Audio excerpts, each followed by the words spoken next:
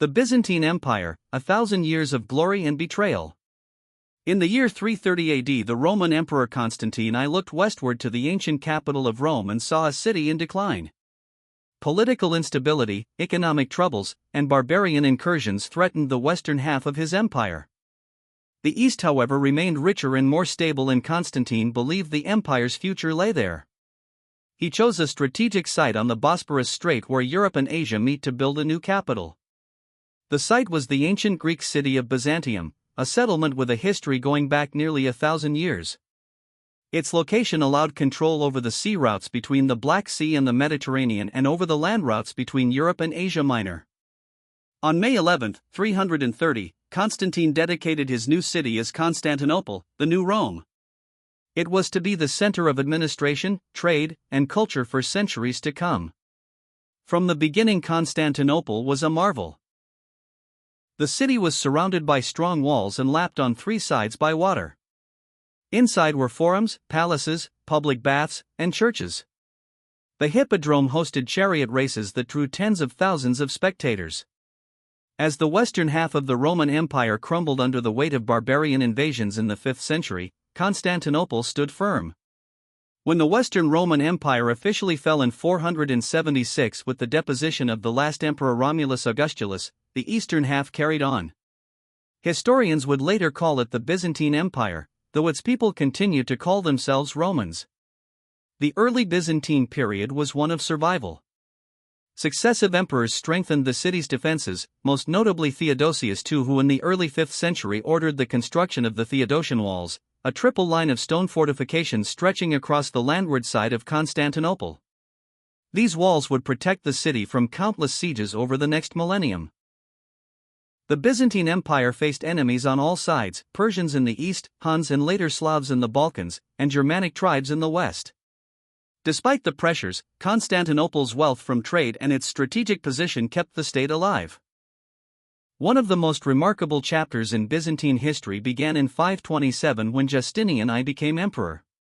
His reign sought to restore the Roman Empire's greatness. Through the military genius of his general Belisarius, Byzantium reconquered large parts of the old western territories, including North Africa from the Vandals, much of Italy from the Ostrogoths, and parts of southern Spain.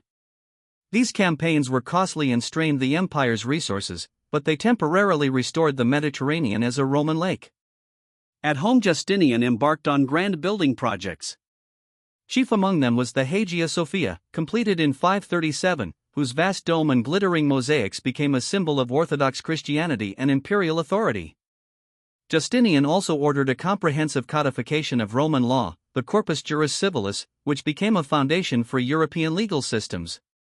Yet Justinian's reign was also marked by tragedy.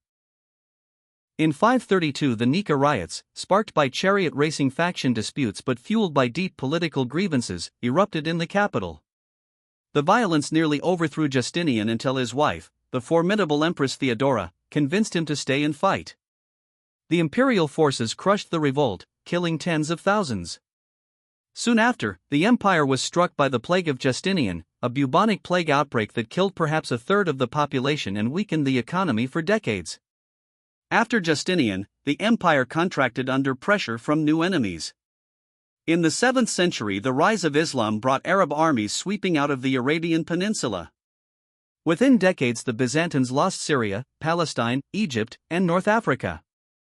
Constantinople itself was besieged twice by Arab forces, in 674 to 678 and again in 717 to 718. Both times the city's defenses and the use of Greek fire, a flammable liquid weapon projected onto enemy ships, saved the capital. During this period, the empire also endured the iconoclast controversy, a divisive conflict over the veneration of religious images that shook society and politics for more than a century. The 9th and 10th centuries saw a revival under the Macedonian dynasty. Emperors such as Basil I and his successors stabilized the empire and expanded its borders. The army pushed into the Balkans and eastern Anatolia, regaining territories from Arab and Bulgarian control. Trade flourished and Constantinople became the wealthiest city in Europe and the Mediterranean. In 988, the Christianization of Kievan Rus by Prince Vladimir established strong cultural and religious ties between Byzantium and the Slavic world. This alliance would have lasting effects, especially in spreading Orthodox Christianity and Byzantine art and architecture to Eastern Europe. The reign of Basil II from 976 to 1025 marked the height of Byzantine military power in the Middle Ages. Basil, known as the Bulgar Slayer, conducted relentless campaigns against the Bulgarian Empire, culminating in its complete annexation. Under Basil, the empire's borders stretched from southern Italy to the Caucasus. His strict control over the aristocracy and his disciplined military leadership ensured stability, but after his death the empire entered a period of gradual decline. Internal political struggles, the growing power of the landed aristocracy, and military overextension weakened Byzantium. In 1071 the empire suffered a catastrophic defeat at the Battle of Manzikert against the Seljuk Turks. This battle resulted in the loss of most of Anatolia, the empire's economic and military heartland. The loss spurred appeals to the West for aid, setting the stage for the Crusades. The First Crusade, launched in 1096, initially benefited Byzantium. The Crusaders recaptured Nicaea and other territories for the empire. However, relations between Byzantines and Crusaders were often tense. Differences in religion, culture, and political aims bred mistrust. The most disastrous example came during the Fourth Crusade in 1204. Diverted from their mission to the Holy Land, Crusaders attacked and sacked Constantinople. The city's treasures were looted, churches desecrated, and the empire shattered. For over half a century, the Latin Empire controlled Constantinople while Byzantine successor states in Nicaea, Epirus, and Trebizond struggled to survive. In 1261 the Empire of Nicaea under Michael VIII Palaiologos recaptured Constantinople, restoring the Byzantine Empire. Yet the restoration came to a weakened state. Much of Anatolia was lost to the Turks, and the Balkans faced new threats from Serbs and Bulgarians. The empire's economy suffered, and reliance on Italian maritime republics like Venice and Genoa for naval power undermined Byzantine independence. The final 2 centuries of Byzantium were dominated by the rise of the Ottoman Turks. Gradually the Ottomans absorbed Byzantine territories in Anatolia and the Balkans. By the early 15th century the empire was reduced to Constantinople, parts of the Peloponnese, and a few islands. The city remained a prize due to its strategic position and symbolic significance as the last remnant of the Roman Empire. In 1453 Sultan Mehmed II of the Ottoman Empire assembled a massive army, perhaps 80,000 strong, and advanced on Constantinople. The Byzantines, under Emperor Constantine XI Palaiologos, had only about 7,000 defenders, including foreign mercenaries. The Theodosian walls had withstood countless sieges, but Mehmed brought enormous cannons capable of battering the ancient stone. The siege began in April. For weeks the defenders repelled assaults, repaired breaches, and fought with desperate courage. On May 29, after a final night of preparation, the Ottomans launched a massive assault from land and sea. The walls were breached and the defenders overwhelmed. Emperor Constantine XI is said to have thrown himself into the thick of battle, choosing death over surrender. The fall of Constantinople marked the end of the Byzantine Empire after more than 11 centuries. It was also the end of the Roman Empire in any form, a state that traced its origins back to the founding of Rome itself. The city became the new Ottoman capital, Istanbul, but the legacy of Byzantium endured. Its scholars had preserved the literature and science of the ancient world, which would help fuel the Renaissance in the West. Byzantine art, architecture, and Orthodox Christianity shaped Eastern Europe and the Near East for centuries. The story of the Byzantine Empire is one of resilience, adaptation, and survival against overwhelming odds. For over 1,000 years it stood as a bridge between antiquity and the modern world, between East and West, and its memory remains one of the great epics of history. When Constantine I first stood on the windswept promontory above the Bosporus in the early 4th century, he was looking not merely at a patch of land, but at the stage for a 1,000-year drama. Before him lay the shimmering waters where Europe and Asia reached for each other. Behind him stretched the rolling hills that would cradle a new empire. The old Rome in the west was still powerful in name, but Constantine could feel the shifting tides. The east was where the wealth flowed, from the Silk Roads, from the Black Sea, from Egypt's grain ships. And here, on this ancient Greek colony of Byzantium, he would plant the seed of a second Rome. By the time the dedication ceremonies took place on May 11, 330, the transformation was astonishing. Marble colonnades lined the streets. The new imperial palace glittered with mosaics. In the great hippodrome, tens of thousands of spectators roared as chariots thundered past, the green and blue factions locked in their eternal rivalry. Priests carried Christian relics through the air heavy with incense. The emperor himself processed through the city wearing the diadem of Rome but gazing into a future no one else yet imagined. From that day, Constantinople was not just a city, it was a statement of survival, a promise that the empire could outlast its troubles. The centuries ahead would test that promise beyond anything Constantine could have foreseen. The fall of the Western Roman Empire in 476 shocked the world, but in the east the banners still flew. While Rome lay in ruins, Constantinople thrived. Its harbors swarmed with merchant ships from Alexandria, Antioch, and Trebizond. Its markets overflowed with silks from China, spices from India, furs from the north, and gold from Africa. And always, looming over all, the Theodosian walls, 3 massive lines of fortifications stretching nearly 7 kilometers, punctuated by towering bastions. These walls were not just stone, they were the reason the city survived siege after siege when other capitals fell. In 527, Justinian I took the throne, and the empire entered one of its most ambitious eras. Justinian was tireless, restless, and determined to reunite the old Roman world. His general Belisarius became a legend, leading small, disciplined forces against far larger enemies. In North Africa, his troops shattered the Vandal kingdom.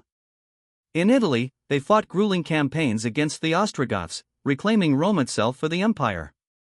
For a moment, the Mediterranean gleamed again as a Roman lake. But reconquest came at a heavy cost, drained treasuries, weary armies, and a population taxed to the edge. Justinian's vision also reshaped Constantinople itself. The most enduring of his works was the Hagia Sophia, whose colossal dome seemed to hover in the air, flooding the church with light. When he first entered the completed basilica, Justinian is said to have exclaimed, "Solomon, I have surpassed you." But grandeur could not shield the city from chaos. In 532, the Nika riots exploded. What began as a clash between chariot racing factions swelled into a rebellion. For days the city burned, and the emperor's throne teetered on the brink. It was Theodora, Justinian's formidable wife, who stiffened his resolve. "Royalty is a fine burial shroud," she told him, urging him to stand firm. Justinian unleashed Belisarius and the Imperial Guard. By the end, perhaps 30,000 lay dead in the hippodrome, their bodies a grim testament to the price of order. Even as order returned, the empire reeled from an invisible enemy. In 541, the plague of Justinian struck. Ships brought the disease into the harbors, from there it spread like wildfire. Entire streets fell silent as death claimed rich and poor alike. Chroniclers spoke of bodies piled in the streets, of laborers too few to bury the dead. Perhaps 1/3 of the empire's people perished, and the blow to its strength would echo for generations. The centuries that followed saw the empire weather new storms. In the 7th century, the Arab caliphates surged from the deserts, their armies blazing across Byzantine provinces. Syria, Egypt, and North Africa, lands held since the days of Augustus, were lost forever.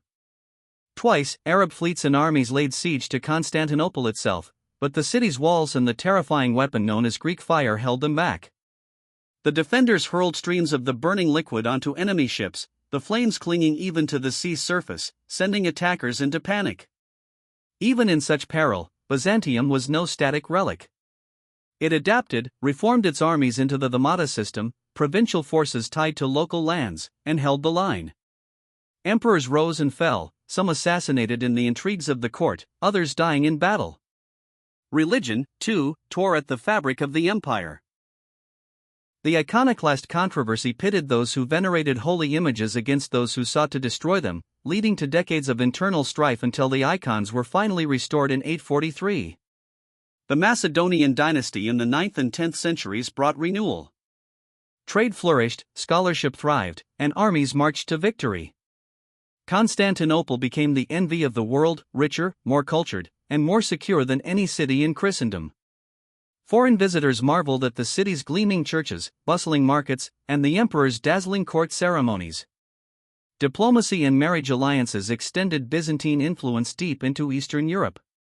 In 988, the baptism of Prince Vladimir of Kiev tied the fate of the Rus to Orthodox Christianity, planting Byzantine faith and culture far to the north. Basil II, ascending the throne in 976, would become one of Byzantium's most formidable rulers. For decades he waged war against the Bulgarians, culminating in the crushing victory at Kleidion in 1014, after which he earned the grim title Bulgar Slayer.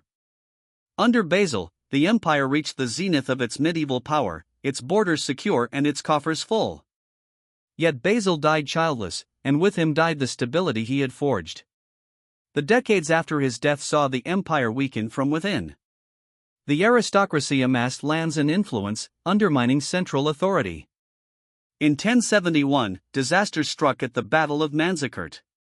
The Seljuk Turks shattered the Byzantine army and captured Emperor Romanos IV Diogenes. Anatolia, the empire's heartland, was irretrievably lost to Turkish control, a wound from which Byzantium would never fully recover. Desperate for help, the Byzantines appealed to the West, sparking the First Crusade. At first, it brought relief. The Crusaders recaptured lands from the Turks, some of which returned to imperial hands. But mistrust simmered, and the cultural and religious gulf between Latin West and Greek East grew.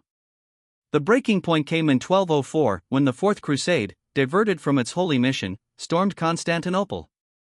For 3 days the city was pillaged. Gold and relics were carried off to Venice and other western cities. The Byzantine Empire was carved up, replaced by the Latin Empire, while Greek successor states clung to fragments of territory. In 1261, Michael VIII Palaiologos recaptured Constantinople, but the empire he restored was a shadow of its former self. Much of its wealth and population were gone. The Ottomans in Anatolia rose rapidly, swallowing Byzantine lands. The empire survived by diplomacy, playing rivals against each other, but year by year the noose tightened. By the early 15th century, Byzantium was reduced to Constantinople and a few scattered holdings. The once bustling capital now held perhaps 50,000 souls, a fraction of its former population.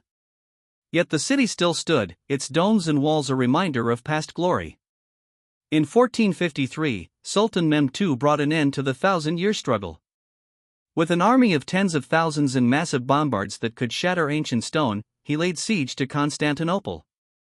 For 53 days the defenders, led by Emperor Constantine XI, held firm. On the dawn of May 29, the final assault began. Waves of Ottoman troops surged against the walls. Breaches opened under the cannon fire. Constantine is said to have cast aside his purple robes and charged into the fray, disappearing into legend. When the fighting ended, the Byzantine Empire was no more. The city became Istanbul, capital of the Ottoman Empire. Yet Byzantium's legacy lived on. Its preservation of Greek and Roman knowledge helped ignite the Renaissance in the West. Its religious traditions shaped Eastern Orthodoxy for centuries. And its history, 1,000 years of endurance against impossible odds, remains one of the most extraordinary sagas of the medieval world.